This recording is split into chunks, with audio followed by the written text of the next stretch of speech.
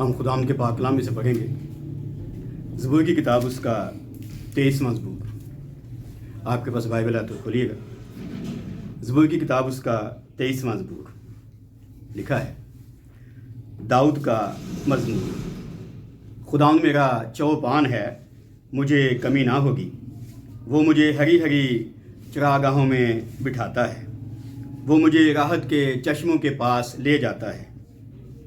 وہ میری جان کو بحال کرتا ہے، وہ مجھے اپنے نام کی خاطر صداقت کی راہوں پر لے چلتا ہے۔ بلکہ خواہ موت کے سائے کی وادی میں سے میرا گزر ہو، میں کسی بلا سے نہیں ڈروں گا، کیونکہ تو میرے ساتھ ہے۔ تیرے عصا اور تیری لاٹھی سے مجھے تسلی ہے۔ تو میرے دشمنوں کے روبرو میرے آگے دسترخوان بچھاتا ہے۔ تو نے میرے سر پر تیل ملا ہے، میرا پیالہ لبریز ہوتا ہے۔ یقیناً بھلائی اور رحمت عمر بھر میرے ساتھ ساتھ رہیں گی، اور میں ہمیشہ خداوند کے گھر میں سکونت کروں گا۔ خداوند کی برکت اس کے پاک کلام کے پڑھے اور سنے جانے پر ہو، آمین۔ سو آپ کو معلوم ہے کہ پچھلے کچھ اتوار سے ہم زبور 23 پر منادی کر رہے ہیں اور کوشش کر رہے ہیں دیکھیں کہ یہ زبور جو ہے ہمیں خدا کے پاک کلام میں سے کیا سکھاتا ہے۔ اور دوسرے حصے پر میں نے بتایا تھا کہ زبور کے 3 حصے ہیں، اور دوسرے حصے کے پہلے جز پر ہم نے پچھلی بار بات کی تھی، یاد ہے؟ کیا تھی؟ پیروی اور رفاقت۔ وہ مجھے اپنے نام کی خاطر صداقت کی راہوں پر لے چلتا ہے۔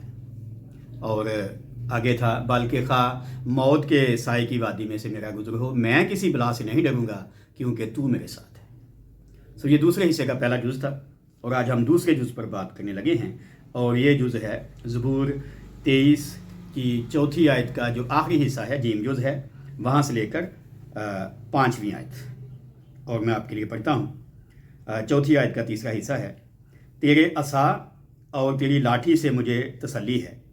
تو میرے دشمنوں کے روبرو میرے آگے دسترخوان بچھاتا ہے۔ تو نے میرے سر پر تیل ملا ہے، میرا پیالہ لبریز ہوتا ہے۔ اور آج کے اس جز کا یا دوسرے حصے کے اس دوسرے جز کا جو عنوان ہے وہ ہے چرواہے کی کارگزاری اور بھیڑ کا بھروسہ۔ ٹھیک ہے، پہلا حصہ کیا تھا؟ یاد ہے؟ اس زبور کا پہلا حصہ ملکیت اور پروردگاری۔ دوسرا حصہ کیا تھا؟ پیروی اور رفاقت۔ اور تیسرا حصہ کیا ہے؟ چرواہے کی کارگزاری اور بھیڑ کا بھروسہ۔ یہ شخصی بات آ گئی، ٹھیک ہے؟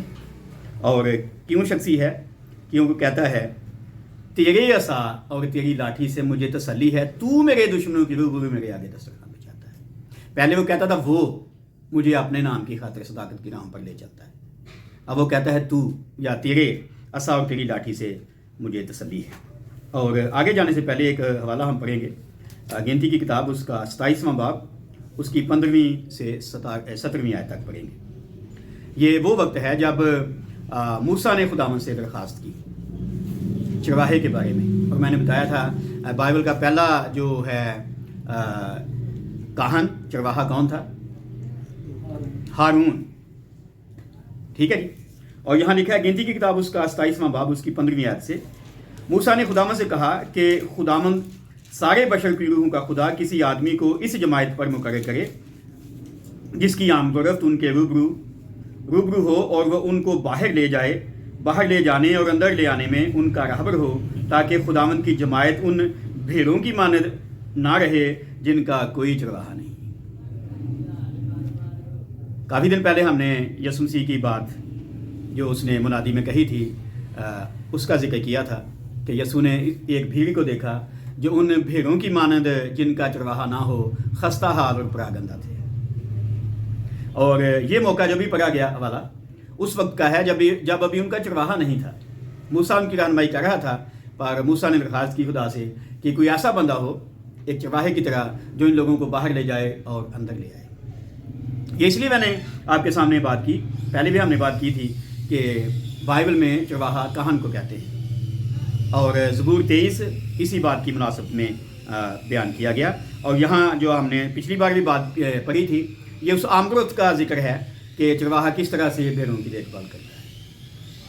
وہ مجھے اپنے نام کی خاطر صداقت کی راہوں پر لے چلتا ہے، بلکہ خواہ موت کے سائے کی وادی میں سے میرا گزرو، میں کسی بلا سے نہیں ڈروں گا کیونکہ تو میرے ساتھ ہے۔ اور اگلی بات ہے کہ تیرے عصا اور تیری لاٹھی سے مجھے تسلی ہے۔ کیا مطلب ہوا؟ جو چرواہا ہے، جو باہر لے جا رہا ہے، جو اندر لے کے آ رہا ہے، اس کے پاس ایک عصا ہے اور اس کے پاس ایک لاٹھی ہے۔ یہ ہے آج ہماری اس عبادت کا پہلا حصہ، آج کی جوز کا، ٹھیک ہے۔ جیسے میں نے کہا، چرواہے کی کارگزاری اور بھیڑ کا بھروسہ، اس پر ہم بات کریں گے، اور یہاں بات بھروسے سے شروع ہو رہی ہے۔ تیرے عصا اور تیری لاٹھی سے مجھے تسلی ہے۔ جس چرواہے کا داؤد ذکر کر رہا ہے، اس کی خوبی ہے کہ وہ ہر طرح کے غیر متوقع حالات سے بھی نپٹنے کی جو ہے قدرت رکھتا ہے۔ پیچھے ہم نے پڑھا، وہ موت کے سائے کی وادی میں سے بھی اپنی بھیڑوں کو گزار کے لے کے جا سکتا ہے، اور بھیڑ اس پر بھروسہ کر رہی ہے۔ اور اس زمانے میں جس کی یہ بات ہو رہی ہے، چرواہوں کا جو تعلق تھا وہ زیادہ تر گاؤں کے ساتھ ہوتا تھا، اور گاؤں کے جو چرواہے تھے کس طرح سے اپنی بھیڑوں کو پالتے تھے، یہ ایک مشکل مرحلہ تھا، کیونکہ جس ماحول میں وہ رہتے تھے وہاں بارشیں کافی کم ہوتی تھیں، موسم زیادہ تر گرم اور خشک رہتا تھا، اور اس حالت میں اپنی بھیڑ کو لے کر ایک جگہ سے دوسری جگہ پر جانا، اس کے لیے کھانے کو تلاش کرنا، اس کے لیے مناسب پانی کا بندوبست کرنا، اس کو آرام مہیا کرنا، یہ کافی مشکل کام تھا، اور اس لیے اسے ان دونوں چیزوں کی بڑی ضرورت پڑتی تھی، ایک عصا کی اور ایک لاٹھی کی۔ ابھی میں بعد میں اس کی وضاحت کروں گا کہ یہ کیوں داؤد نے کہا۔ اور بھیڑ بھروسہ کرتی ہے اس پر، کیونکہ چرواہا پورے طور پر اس کی نگہداشت کرتا تھا کہ بھیڑ کہیں زخمی نہ ہو جائے، بھیڑ کہیں گم نہ ہو جائے، بھیڑ کو کوئی درندہ اٹھا کر نہ لے جائے، اور یہ ساری باتیں اس میں ابھی ہم آگے چل کر کریں گے۔ شروع میں ہم نے بات کی تھی جب کہ ملکیت اور پروردگاری، تو کیا پڑھا تھا؟ یہوہ میرا چوپان ہے، مجھے کوئی کمی نہیں، وہ مجھے ہری ہری چراگاہوں میں بٹھاتا ہے، وہ مجھے راحت کے چشموں کے پاس لے جاتا ہے، وہ میری جان کو بحال کرتا ہے۔ تو یہ سارا جو پروسیس ہے، جو پیچھے ہم نے باتیں پڑھی یا ابھی ہم پڑھ رہے ہیں، یہ چرواہے کی اس کارگزاری میں شامل ہے، اس کی پروردگاری میں شامل ہیں، اور اس کی کارگزاری میں شامل ہیں جو وہ کرتا ہے۔ اور راحت کے چشموں پر لے جانے کے لیے کافی اسے محنت کرنا پڑتی تھی۔ کئی بار دور دراز جب وہ سفر کرتا تھا تو پانی ملنا مشکل ہو جاتا تھا، پھر وہ کیا کرتا؟ ایک جگہ پر اپنے گلے کو جمع کرتا اور دور سے مٹکوں میں پانی بھر کر ایک حوض میں ڈالتا، اور بھیڑیں وہاں سے پی لیتی۔ جہاں کنویں نہیں کھودے ہوتے تھے وہاں وہ حوض بناتے تھے چرواہے، اور دور سے مٹکوں میں پانی بھر کر وہ لاتا تھا اور ان کو تازہ دم کر دیتا تھا۔ اور اس لیے بھیڑیں چرواہے کی موجودگی میں خود کو بے یار و مددگار نہیں سمجھتی تھیں، بلکہ وہ سمجھتی تھی کہ ہمارا کوئی والی وارث ہے۔ اور پہلی بات ہے آج کے اس میسج کی، جو میں نے دو باتیں پہلے کہیں کہ چرواہے کی کارگزاری اور بھیڑ کا بھروسہ۔ تو پہلی بات کیا ہے؟ تحفظ۔ کیا ہے جی؟ تحفظ۔ اور تحفظ اس جملے میں لکھا ہے، تیرے عصا اور تیری لاٹھی سے مجھے تسلی ہے۔ تیرے ہاتھ میں ڈنڈا ہے، تیرے ہاتھ میں عصا ہے تو خیر ہے جی، مجھے پتا ہے تو میری حفاظت کر سکتا ہے۔ جب ہم پاکستان میں جبری مذہب تبدیلی کی بات کرتے ہیں تو کوئی لے جاتا ہے ہماری بیٹی کو اٹھا کر، ایک طرح سے اغوا کرتے ہیں، یا جس طرح بھی وہ لے جاتے ہیں ان کا برین واش کر کے وہ اپنی طرف لے آتے ہیں، تو کوئی چرواہا جانتا ہے کہ اپنی بھیڑ کو واپس لے کے آئے؟ بولیں، بالکل نہیں جانتا۔ اور اس لیے بھیڑیں، پاکستانی بھیڑیں جو ہیں، اپنے چرواہوں پر بھروسہ بھی نہیں کرتی۔ انہیں پتا ہے ساڈا کوئی والی وارث نہیں، اگر ہمارے ساتھ ہوگا تو ہم خود ہی بھگتیں گے۔ لیکن اس بھیڑ کا ہے جی اپنے چرواہے پر بھروسہ، تیرے عصا اور تیری لاٹھی سے مجھے تسلی ہے۔ اس عصا اور لاٹھی کی موجودگی میں بھیڑیں چرواہے کے پیچھے پیچھے اس کی پیروی کرتے ہوئے صداقت کے راہ پر بھی چلی جاتی ہیں، موت کے سائے کی وادی میں سے گزر جاتی ہیں، کوئی ٹینشن نہیں۔ تو پہلی بات ہے، میں نے کہا تحفظ۔ تحفظ کی کون سی دو باتیں بیان کی گئی ہیں؟ عصا اور لاٹھی۔ لیکن تھوڑی سی بات اور آپ کے ساتھ شیئر کرنا چاہتا ہوں کہ چرواہے کے پاس جو چیزیں ہوتی ہیں بھیڑ کو پالنے کے لیے، ان میں 4 چیزیں ہوتی ہیں۔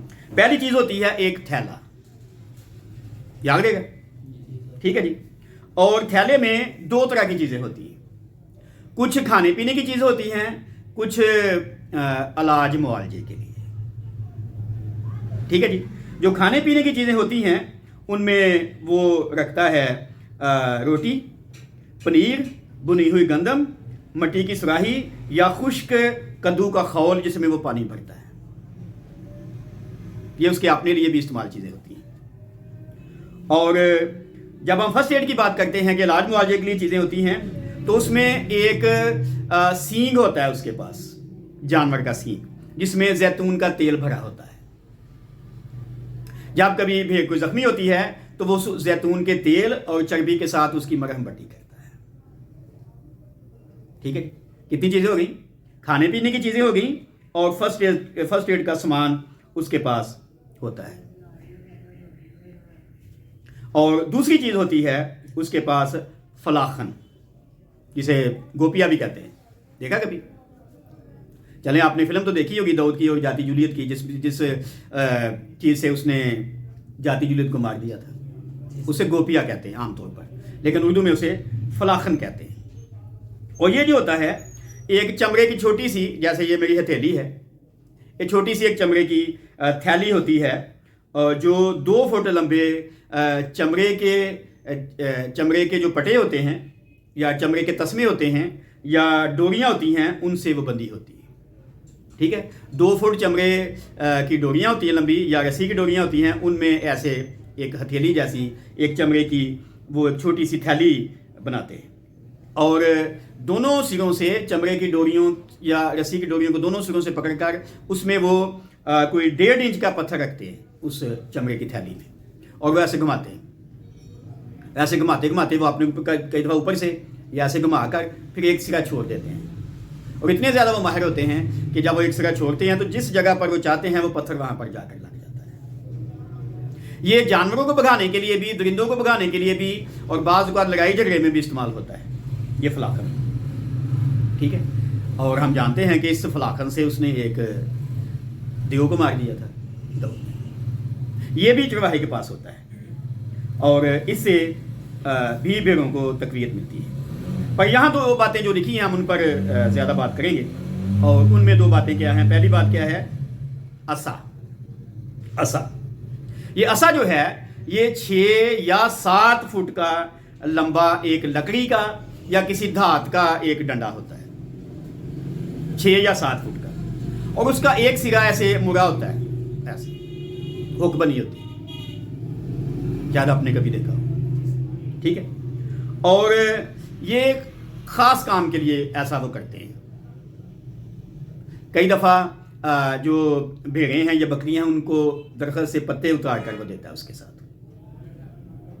कई दफ़ा वो हाँकने के लिए भी इस्तेमाल करता है, लेकिन एंड में जाकर मैं इसकी बड़ी ख़ास अहमियत बताऊंगा कि क्यों यहाँ असा लिखा गया है, ठीक है। और इस असे की मौजूदगी में भेड़ों को हिफाजत की भी तसल्ली रहती है, और खाने पीने की। अगर कोई भेड़ आगे पीछे होती है तो वो उसको वापस लेके आता है। और जैसे मैंने कहा बाद में मैं इसके बारे आखिर पे और बात बताऊंगा, जो इसमें एक बात यहाँ हमने की, एक और बात आखिर में हम करेंगे। अभी मैं मुख्तसर बात कर रहा हूँ ताकि हम आगे जाएँ। और दूसरा जो बयान है यहाँ ज़बूर नवीस का, वो जिक्र करता है लाठी का। एक कहता है असा, मैंने बताया 6-7 फुट का होता है, और दूसरा क्या है, लाठी। लाठी जो होती है 2 फुट लंबी होती है, और चरवाहा इसे अपनी कमर के साथ बांध कर रखता है। कठिन रास्ते में, या कभी अगर कोई दरिंदा आ जाता है, कोई जंगली शेर आता है, रीछ आता है, चरख आता है, गीदड़ आता है, कोई भी जानवर आता है, कुत्ता आता है, तो उस लाठी से वो यानी दूर से ऐसे नहीं फेंकता, बल्कि उसको हाथ में पकड़ कर वो हिफाजत के लिए इस्तेमाल करता है। और यही लाठी उस वक्त दाऊद के पास थी जब वो जाती जूलियत के साथ मुकाबला करने के लिए गया था, ठीक है। आइए मेरे साथ हवाला देखें। पहला शमूएल उसका 17 बाब उसकी 42वीं और 43वीं आयत लिखा है, और उस फलस्ती ने यानी जाती जूलियत ने इधर उधर निगाह की और दाऊद को देखा तो उसे नाचीज जाना, क्योंकि वो महज लड़का था और सुर्ख रू और नाजुक चेहरे का था। सो उस फिलिस्ती यानी जाति जूलियत ने दाऊद से कहा, क्या मैं कुत्ता हूं जो तू लाठी लेकर मेरे पास आता है? वाज़ेह हो गया? ये लाठी दाऊद के पास थी और ये लाठी चरवाहे के पास होती थी। तो उस लाठी से वो देवों का मुकाबला करने के लिए चला गया। तो इसका मतलब ये हुआ कि लाठी काफी काम की चीज होती थी, इसलिए लाठी है चरवाहे के पास तो भेड़ को तसल्ली है, तेरे असा और तेरी लाठी से मुझे तसल्ली है। बात वाज़ेह हुई? आगे चलते हैं। पहली बात मैंने कहा कि आज के मैसेज में है तहफ़्फ़ुज़। लाठी और असे की मौजूदगी तहफ़्फ़ुज़ का एहसास दिलाती है। और दूसरी बात है आसूदगी, जो अगले हिस्से में है। 5वीं आयत का पहला जुमला, तू मेरे दुश्मनों के रूबरू मेरे आगे दस्तरखान बिछाता है। यह है आसूदगी, दुश्मन के रूबरू, मेरे दुश्मन के रूबरू। और जैसे मैंने अभी शुरू में कहा, चरवाहा अपनी भेड़ों की निगहदाश्त के लिए, परवरिश के लिए काफ़ी फिक्रमंद रहता है, इसलिए वो मुख्तलिफ मौसम का सामना करता है, भेड़ें भी करती हैं। और जहाँ वो चाहता है कि उसे ज़्यादा अच्छा उसकी भेड़ों को चारा मिले, पानी मिले, वो वहाँ ले जाता है। इसलिए गर्मियों के मौसम में ख़ास तौर पर मैंने एक दफ़ा पहले भी कहा कि चरवाहे के लिए 2 मौसम होते हैं, गर्मियों का, एक सर्दियों का। तो गर्मियों के मौसम में वो अपनी भेड़ों को ऊपर ले जाता है पहाड़ों पर, और जब वो पहाड़ी रास्ते से गुजर कर जाती हैं या वहाँ पहाड़ी चरागाहों में वो चरती हैं तो आसपास दरिंदे छुपे होते हैं। या कई दफ़ा वो नीचे लेके आता है तो पहाड़ी इलाका नहीं होता लेकिन चट्टानें होती हैं, तो भेड़ें बाज़ औक़ात आराम करना चाहती हैं। बकरियां तो चरती रहती हैं लेकिन भेड़ें आराम करना चाहती हैं, तो वो चट्टानों की ओट में आराम करती हैं। और चरवाहा जो है वो कोई बांसुरी या बरबत या कोई और साज लेकर बजाने लगता है, जैसे दाऊद करता था। अपनी भेड़ों को आराम दे रहा है, उसके साज की आवाज़ भेड़ों को बताती है कि हमारा चरवाहा हमारे पास ही है, वो आराम कर रही है। तो उस आराम की हालत में या जब वो उनको खाना मुहैया कर रहा है ऊपर चरागाहों में, आसपास जो हैं दरिंदे छुपे होते हैं। तो एक तरह से दरिंदों की मौजूदगी में या दुश्मन के रूबरू उनके लिए दस्तरखान सजाया जाता है। और अभी मैंने कहा कि दूसरा हिस्सा क्या है जिस पर हम आज के मैसेज का है अनुमान, भरोसा। तो भेड़ों को एक तो भरोसा है कि चरवाहा हमारा है, उसके पास असा भी है, लाठी भी है। दूसरा है कि दुश्मन बेशक है, कोई बात नहीं, हमारे लिए खाना आएगा, दुश्मन के रूबरू सजा देगा। दुश्मन बेशक पास ही है पर चरवाहा भी तो पास है ना। तो चरवाहे की मौजूदगी जो है उन्हें आराम करने में और उन्हें खाना खाने में दुश्मन के रूबरू जो है आसूदगी मुहैया करती है, आसूदा होती है। और चरवाहा अपनी पूरी जिम्मेदारी के साथ, क्योंकि चरवाहा मालिक चरवाहा है, मजदूर चरवाहा नहीं, जो यसू ने कहा कि मजदूर चरवाहा भेड़िए को आता देकर भाग जाता है। अगर यहाँ पर भेड़िया आता है तो वो उसका मुकाबला करता है। अगर दाऊद जाति जूलियत का मुकाबला कर सकता है तो दरिंदा क्या है जी उसके लिए। और पहले भी मैंने कहा, बाइबल कहती है अगर कोई उसकी भेड़ उठाकर जानवर ले जाता था तो उसके मुंह से वापस निकाल के ले आता था। सो आज के पैगाम की तीसरी बात है सेहत। पहली बात क्या थी? तहफ़्फ़ुज़। दूसरी बात आसूदगी, और तीसरी बात है सेहत। और यहाँ 5वीं आयत के दूसरे हिस्से में लिखा है, तूने मेरे सर पर तेल मला है, मेरा प्याला लबरेज होता है। जब हम चरवाहे की बात कर रहे हैं तो मैंने बताया कि चरवाहों के लिए 2 मौसम होते हैं, एक गर्मियों का मौसम है, एक सर्दियों का मौसम होता है। और गर्मियों के मौसम को आमतौर पर मक्खियों का मौसम कहते हैं चरवाहे, क्योंकि गर्मियों में बहुत सी मक्खियाँ निकल आती हैं और बड़े हशरातुल अर्ज़ कीड़े मकोड़े निकल आते हैं। और जब भेड़ों को वो लेकर जाते हैं तो इन सारी चीज़ों का उन्हें सामना करना पड़ता है। और ये मक्खियाँ और कीड़े मकोड़े जो हैं भेड़ों के कानों में, उनकी नाक में, उनके मुंह में, उनकी आंखों में घुस जाते हैं और उनको परेशान करते हैं। कई दफ़ा वो इन्फेक्शन पैदा कर देते हैं। कई दफ़ा आपने देखा होगा कि भेड़ें जो हैं उनकी नाक बहती है और वो अपनी खुजली मिटाने के लिए दीवार के साथ, किसी पत्थर के साथ, किसी और दरख्त के साथ वो अपना सर टकराती है। इन सारी बातों से भेड़ों को बचाने के लिए चरवाहा एक ख़ास काम करता है, और वो ये है कि वो उनके सर पर तेल मल देता है। उस तेल की खुशबू से یا اس تیل کی وجہ سے بھیڑیں جو ہیں سکون محسوس کرتی ہیں. ابھی میں نے پہلے بتایا کہ اس کے پاس تھیلے میں ایک سینگ ہوتا ہے، اس میں زیتون کا تیل ہوتا ہے. جب کوئی بھیڑ زخمی ہوتی ہے تو وہ زیتون کے تیل اور چربی کے ساتھ وہ اس کی مرہم پٹی کر دیتا ہے. لیکن یہاں پر وہ اس تیل کے ساتھ، جو میں بھی بتاتا ہوں کس وجہ سے وہ کس طرح سے وہ بناتا ہے، یہ زیتون کا تیل ہوتا ہے اور اس میں گندک اور دیگر مسالے ملائے جاتے ہیں. ایک طریقہ کار یہ ہے، یعنی زیتون کا تیل، گندک اور دیگر مسالے. دوسرا طریقہ ہے السی کا تیل، گندک اور گندا بیروزہ. یہ دو طریقوں سے وہ تیل بناتے ہیں. اور یہ تیل جو ہے وہ بھیڑ کے سر پر مال دیا جاتا ہے اچھی طرح سے. اس سے بھیڑ سکون محسوس کرتی ہے اور اسے تحفظ ملتا ہے.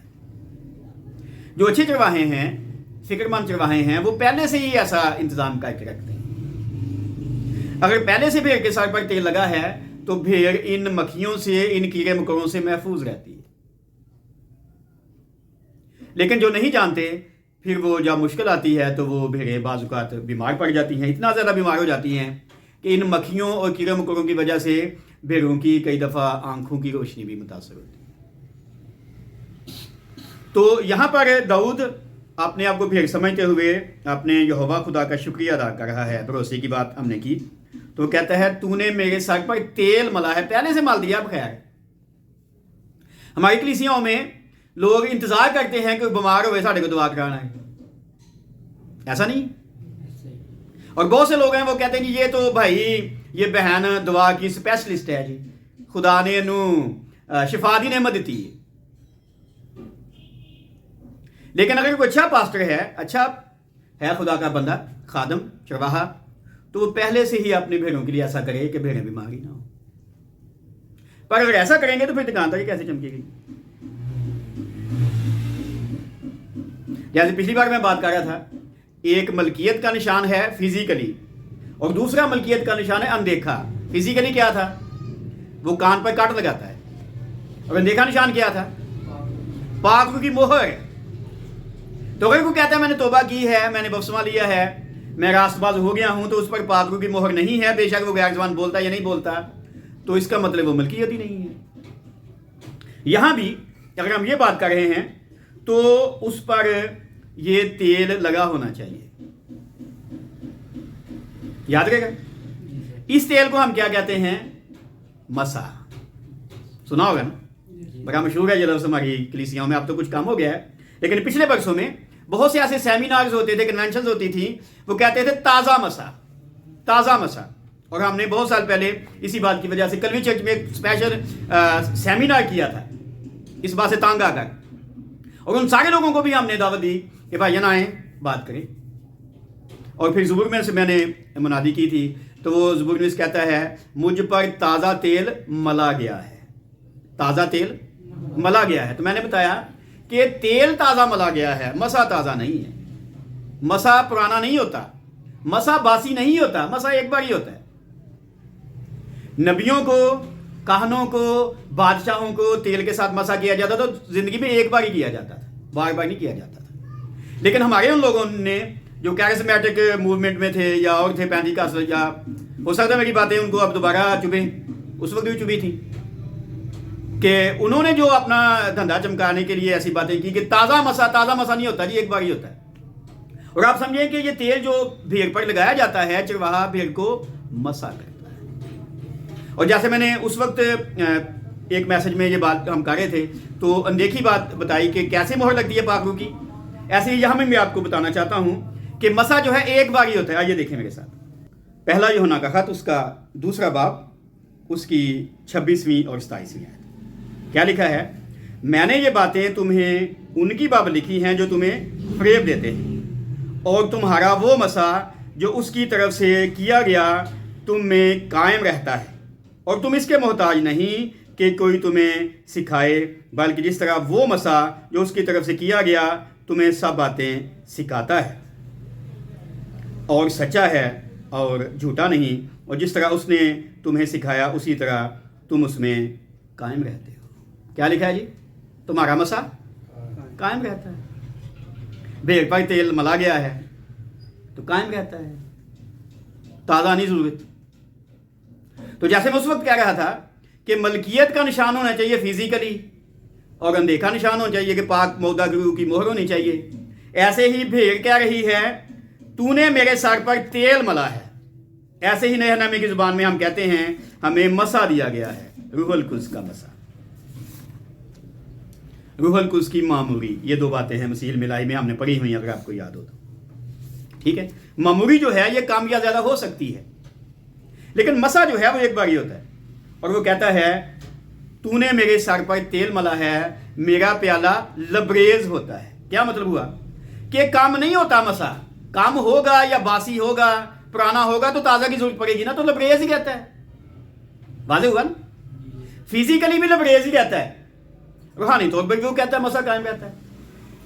تو تیسری بات ہے آج کے میسج کی ہمارے سامنے کہ ہمیں کیا حاصل ہے جی؟ صحت.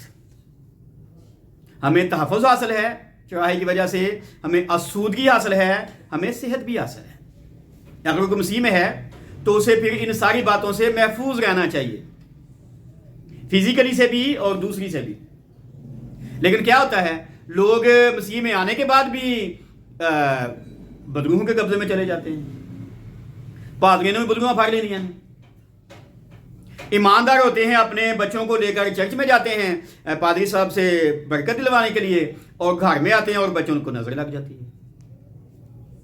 کہیں نہ کہیں تو کچھ مسئلہ ہے نا جی. ہم نے یا تو پھر اپنے چرواہے کے تحفظ کو محسوس نہیں کیا، یا ہم آسودہ نہیں ہوتے، یا پھر صحت خراب ہو جاتی ہے، تو کہیں کچھ نہ کچھ تو گڑبڑ ہو گئی ہے جی. آج کا کلام ہمیں سکھاتا ہے کہ اگر ہم اپنے چرواہے کی بھیڑ ہیں یسوع مسیح کی، تو پھر ہمیں تحفظ حاصل ہے. وہ وعدہ کر کے گیا تھا میں دنیا کے آخر تک ہمیشہ تمہارے ساتھ ہوں، تو ساتھ ہے نا. اور دوسری بات جو ہم کر رہے ہیں آسودگی. پچھلی بار بھی میں کہہ رہا تھا، وہ کہتا ہے انسان صرف روٹی سے جیتا نہیں رہتا بلکہ ہر اس بات سے جو خداوند کے منہ سے نکلتی ہے. اور پھر کیا ہے جی؟ صحت. لیکن جیسے میں نے کہا لوگ تو انتظار کرتے رہتے ہیں جی، کوئی بیمار ہو تو سانو دعا کرنے کا موقع ملے، ایسے جائیے انہوں نے گھر جا کے روٹی چھوٹی کھائیے، اور پھر وہ پیچھے لگائے رکھتے ہیں. ایک بار دعا نہیں جی، 3 بار دعا کریں گے جی گھر میں آ کر. آپ کا بیمار ہے کوئی عزیز تو آپ کیا کریں، 3 بار آپ آئیں چرچ. اور میں نام نہیں لینا چاہتا، ہمارے پادری صاحب ہیں، وہ کہتے ہیں جی اگر آپ کا کوئی پرابلم ہے تو آپ 3 بار ہمارے چرچ میں آئیں تو ہم آپ کو چھوٹی الائچیاں دیں گے، وہ آپ چائے میں ڈال کر لیں تو پھر آپ کا معاملہ ٹھیک ہو جائے گا. یا لوگ تیل پر دعا کرتے ہیں، ایسا نا، پانی پر دعا کرتے ہیں، اور کہتے ہیں ٹیلی ویژن کے آگے آپ بوتل رکھ لیں پانی کی یا تیل کی، تو ٹیلی ویژن سے جو آواز آ رہی ہے، فوٹو آ رہی ہے، تو آپ کا جو تیل ہے، آپ کا جو پانی ہے اس میں اثر ہوگا اور آپ اس کو یوز کریں تو آپ ٹھیک ہو جائیں گے. لکھا اس نے کہا تیل پر دعا کرے، وہ تیل لگا رہا ہے پھر کے اوپر. ایسا تو ہم نہیں کرتے. یعقوب کے خط میں لکھا ہے اگر کوئی بیمار ہو تو وہ کلیسیا کے بزرگوں کو بلائے، وہ اس کو تیل مال کر اس کے لیے دعا کرے. تیل مال کر تو کیا ہے؟ تیل ملا گیا ہے، تیل مال کر دعا کرے. وہ کیا ہے؟ تو اگر اس نے کہا کہ اس نے گناہ کیے ہوں گے تو خدا اس کو معاف کر دے گا. اور وہ کہتا ہے اس طرح کوئی موت سے بھی واپس آ سکتا ہے. تو ہم نے ہر ایک بات کو، خواہ وہ تحفظ کی بات ہو، خواہ وہ آسودگی کی بات ہو، جب آسودگی کی بات ہے تو ہم نے لوگوں کو آٹے کے تھیلے تقسیم کرنا شروع کر دیے ہیں، یہ کلام سنانا بند کر دیا ہے. جب تحفظ کی بات آتی ہے تو ہم کہتے ہیں جی اسلحہ لے لو جی، آپ ہی اسلحے نہیں پڑھنا، اسلحہ لے لو جی. اور جب یہ صحت کی بات آتی ہے تو ہم لوگوں کو ہم نے شیشیوں پہ لگا دیا ہوا ہے. جو چرواہوں کا کام تھا یہ نہیں ہے جی، شیشیاں بیچے، مہنگی مہنگی کر کے بیچے. میں نے دعا کی ہے تو اس شیشی کی قیمت یہ ہے، فلاں نے دعا کی ہے تو اس شیشی کی قیمت یہ ہے. آپ کو پتا یہ کاروبار کتنا عروج پہ ہے. اچھا چرواہا ایسا نہیں کرتا جی، اس نے پہلے سے ہی اپنے پاس یہ تیل تیار کر کے رکھا ہوتا ہے، وہ لگا دیتا ہے. اس کے بعد بھیڑوں کو نہ مکھیاں تنگ کرتی ہیں نہ کوئی اشرات الارض، بھیڑیں محفوظ رہتی ہیں. آج کا جو حاصل کلام ہے، جیسے میں نے ابھی کہا کہ آخر پہ میں ایک بات کرنا چاہتا ہوں، اور وہ تھی عصا کے حوالے سے. ٹھیک ہے، اور وہ یہ ہے کہ عصا جو ہے صرف جب بھیڑوں کو باہر لے کے جاتے ہیں یا راستے میں یا مشکل کے وقت درندوں سے حفاظ کے لیے ہی کام نہیں آتا. عصا جو ہے وہ درختوں کی شاخیں یا پتے اتارنے کے لیے کام میں نہیں آتا. عصا جو ہے بھیڑوں کو بھیڑ خانے میں داخل کرنے کے لیے اور باہر نکالنے کے لیے بھی استعمال ہوتا تھا. میں ابھی آپ کو بائبل کا حوالہ بھی دوں گا. جب بھیڑ خانے سے بھیڑیں باہر نکلتی تھیں تو ایسے رکھا جاتا تھا اور نیچے سے گزرتی تھی اور وہ گنتا تھا چرواہا، اور اس کا ایک سرا تو مڑا ہوتا تھا عصے کا، اور جو سیدھا سرا ہوتا تھا اس کو رنگ میں ڈبوتا تھا چرواہا. اور جب بھیڑیں گزرتی تھی تو جو 10ویں بھیڑ ہوتی تھی اس پہ نشان لگا دیتا ہے کہ یہ بھیڑ جو ہے یہ دا یقی کے لیے خدا کے حضور میں چلی جائے گی. اس عصے کے بغیر بھیڑوں کی جو گنتی نہیں پوری ہوتی تھی. بھیڑیں اس عصے کے بغیر نہ تو باہر جاتی تھیں نہ وہ اندر آتی تھی. اور یہ ایک حوالہ میں آپ کے سامنے رکھتا ہوں آخر میں. حزقیل کی کتاب اس کا 20واں باب اس کی 37ویں اور 38ویں آیت. وہ کہتا ہے اور میں تم کو چھڑی، یہاں اردو ترجمہ چھڑی ہے لیکن میں نے چیک کیا وہی لفظ جو زبور 23 میں لکھا ہے عصا عبرانی میں، وہی لفظ یہاں بھی عصا لکھا ہوا ہے عبرانی میں. ہم نے وہاں پر زبور 23 میں عصا ترجمہ کر دیا ہے، پر حزقیل میں ہم نے اس کا ترجمہ چھڑی کر دیا، لیکن دونوں جگہ پر ایک ہی طرح کا عبرانی لفظ ہے، اس لیے اس کا ترجمہ ہوگا عصا. اور میں تم کو عصا کے نیچے سے گزاروں گا اور عہد کے بند میں لاؤں گا، اور میں تم میں سے ان لوگوں کو جو سرکش اور مجھ سے باغی ہیں جدا کروں گا. میں ان کو اس ملک میں جس میں انہوں نے بود و باش کی نکال لاؤں گا، پر وہ اسرائیل کے ملک میں داخل نہ ہوں گے، اور تم جانو گے کہ میں خداوند یعنی یہوہ ہوں. تو کیا لکھا ہے؟ میں تم کو عصا کے نیچے سے گزاروں گا. اور پچھلے ایک میسج میں بتا رہا تھا یسوع مسیح نے متی کی انجیل کے 25ویں باب کی 31ویں آیت سے کہا کہ بادشاہ آئے گا اور وہ تخت پر بیٹھے گا اور وہ بھیڑوں کو بکریوں سے جدا کرے گا. لکھا نا، ہم نے پڑھا تھا. بھیڑوں کو دائیں طرف کر دے گا اور بکریوں کو بائیں. تو یہ جو دائیں بائیں کرنے کا جو پروسیس ہے عصے کی وجہ سے ہوگا. مکاشفہ کی کتاب کہتی ہے اس کے ہاتھ میں لوہے کا عصا ہوگا. اور زبور 2 میں لکھا ہے کہ وہ اس لوہے کی عصا کی وجہ سے قوموں پر حکومت کرے گا اور ان کو ایسے ہی توڑ دے گا جیسے کمہار کے برتن چکنا چور ہو جاتے ہیں. تو آخر میں جیسے میں نے کہا، میں ایک بات کرنا چاہتا تھا، ابھی میں نے کی. ہمارا چرواہا واپس آ رہا ہے. اب اس کے ہاتھ میں لوہے کا عصا ہوگا اور اس لوہے کے عصا سے وہ الگ الگ کرے گا. اس لوہے کے عصا سے ہمیں وہ اپنی طرف کرے گا یا باہر نکال دے گا. اگر یہاں پر ہمیں اس کا عصا تسلی نہیں دے رہا، اس کی لاٹھی تحفظ نہیں دے رہی، تو پھر وہاں مشکل ہونے والی ہے. اگر یہاں اس کا عصا ہمیں تسلی دیتا ہے، تحفظ دیتا ہے، تو پھر جب وہ واپس آئے گا ہمیں کہے گا میرے باپ کے مبارک لوگوں. لیکن اگر بکریوں کی طرح ہم نے ابھی اس کے عصے کا سامنا کیا ہے، اس کی لاٹھی پر کوئی توجہ نہیں دی، مار کھاتے رہتے ہیں، بیمار رہتے ہیں. ہم نے ایک بار منادی کرتے ہوئے یہی بات کی تھی. پولس کہتا ہے کہ بہت سے لوگ ہیں جو ناجائز طور پر خدا ان کی میز میں آ جاتے ہیں، وہ کہتے ہیں اس وجہ سے بیمار ہیں، کمزور ہیں، بہت سے مر بھی گئے ہیں، انہیں پتہ ہی نہیں کہ خدا ان کی میز میں کیسے آنا ہے. تو چرواہا تو دسترخوان سجا رہا ہے، پر کیا بھیڑ اس دسترخوان پر آنے کا حق رکھتی ہے؟ اگر بھیڑ اپنے چرواہے کے عصا اور لاٹھی سے تسلی نہیں پاتی تو اسے چرواہے کے دسترخوان پر آنے کا کوئی حق نہیں ہے جی. اور اگر اسے دسترخوان پر آنے کا حق نہیں ہے تو اسے اپنے سر پر تیل لگانے کا بھی حق نہیں. تو ابھی جنہوں نے اس چرواہے کو نہیں قبول کیا، اس کے تحفظ کو محسوس نہیں کرتے، اس کے دسترخوان سے یہ جو بائبل ہے فائدہ نہیں اٹھاتے، اس کا تیل ان کے سروں پر نہیں لگا، تو انہیں تیار رہنا چاہیے اس چرواہے کے لوہے کے عصے کا سامنا کرنے کے لیے. جو انکار کر رہے ہیں انہیں سامنا کرنا پڑے گا اس لوہے کے عصے کا، یا وہ جو آ کر بھی اپنی طرح کی زندگی گزارے انہیں بھی اس عصے کا سامنا کرنا پڑے گا. سو آج دوسرا حصہ تھا ہمارے سامنے اس زبور کا، یعنی دوسرا جوز اور تقدیر کے اعتبار سے اس زبور پر ہم نے آج تیسرے حصے میں منادی کی، اور وہ ہے چرواہے کی کارگزاری اور بھیڑ کا بھروسہ۔ تو حاصل کلام یہ ہے، کیا ہم پہ وہ مسا ہوا؟ کیا ہمارے سر پر تیل لگایا گیا؟ اور وہ مسا، وہ تیل قائم رہنا چاہیے، اس سے ہمارا سر لبریز رہنا چاہیے۔ ابھی وقت نہیں، میں اور حوالے نہیں دے رہا، اور لیکن وائز کی کتاب میں لکھا ہے، تیرا لباس ہمیشہ سفید اور تیرا سر چکناہٹ سے خالی نہ رہے۔ بعد میں آپ نکال کے پڑھیے گا، میں یہ آپ سے کہہ رہا ہوں، ابھی ٹائم نہیں، ہم نکال کے نہیں پڑھ سکتے، لیکن حوالہ میں نے بتا دیا۔ تو لباس سفید رہنا چاہیے، کیا مطلب؟ راست باز، اور سر چکناہٹ سے خالی نہیں رہنا چاہیے کہ چرواہے نے سر پر تیل ملا ہوا ہو، لگایا نہیں، ملا ہوا ہو۔ تو حاصل کلام یہ ہے کہ ہمارا مسا قائم رہنا چاہیے۔